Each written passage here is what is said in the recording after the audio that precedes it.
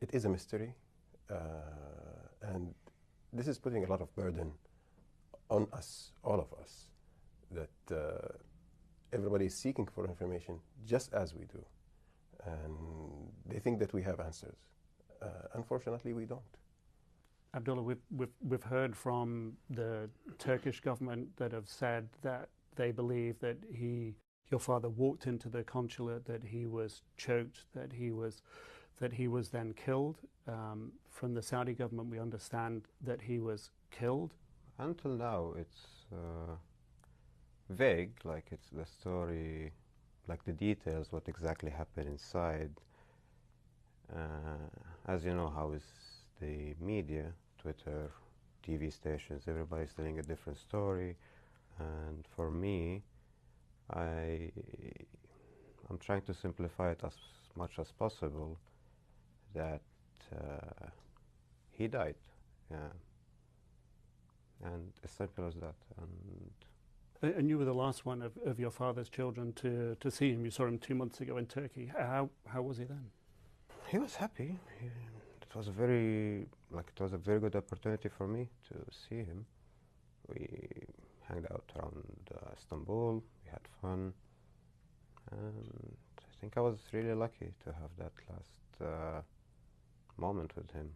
How has all this been on your family, on your mother and your sisters? It's difficult. Like, it's not easy, especially when the story gets this big. It's not an easy it's confusing. Even the way we grieve, it's a bit confusing, like, because we're grieving, at the same time we're looking at the media and the misinformation. Like, there's a lot of ups and downs. It's not a normal situation. Like, it's not a normal death at all. All what we want right now is to bury him in Al-Baqiyah, in Medina, with the rest of his family. In Saudi Arabia? In Saudi Arabia, yes. I talked about that with the Saudi authorities, and I just hope that it happens soon. But somebody needs to find his body. Yes. I believe that the search is ongoing, and I'm really hopeful about that. But what do you place your hope in? It's an Islamic tradition. It's not only Islamic, it's basic humanitarian issue. We just need to make sure that he rests in peace. Until now, I still can't believe that he's dead. I know, I mean, it's not sinking in with me emotionally. He has deceased, for sure. But the emotional burden that is coming with the puzzle is really big. When you went into your father's apartment here in the United States, you discovered something that made you realize just how important his grandchildren were to him.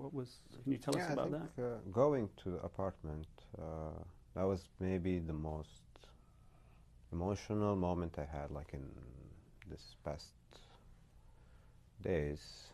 This picture especially, it was next to his bedstand, next to his bed, and his grandchildren, and that's the last thing he looked at before he goes to bed. It's that thing shocked me, like, not shocked, but it's just, it showed a side, not a new, but it put an emphasis on his gentle, tender side of loving his family, his grandkids, and the last thing he would see at night was his grandchildren, and he put that there so he would see it.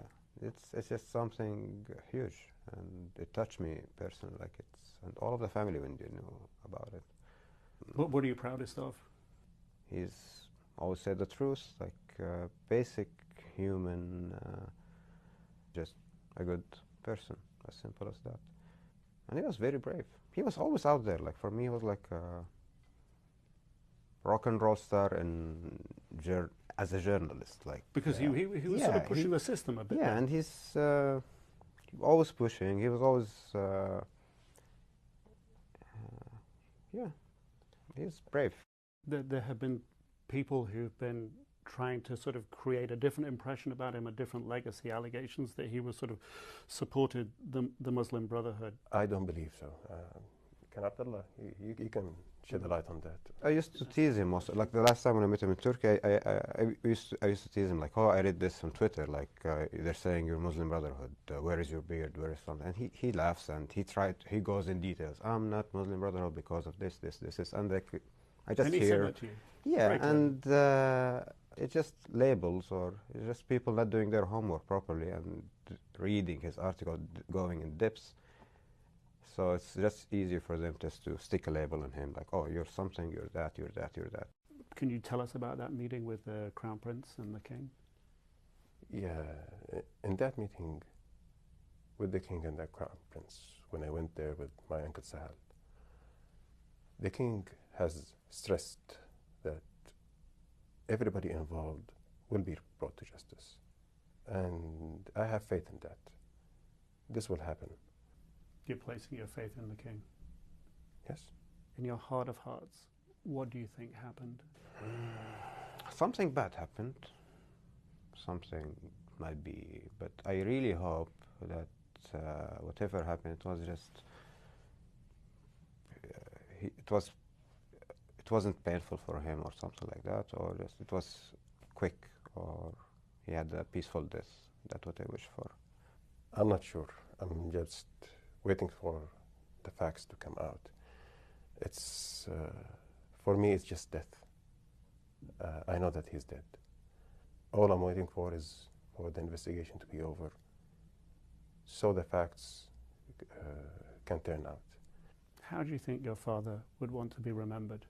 As a moderate man who has common values with everyone, genuine and honest, a man who loved his country, who believed so much in it and its potential.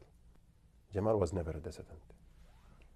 He believed in the monarchy, that it is the thing that is keeping the country together.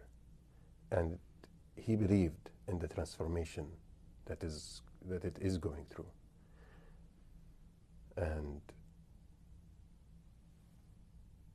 that's how he should be remembered.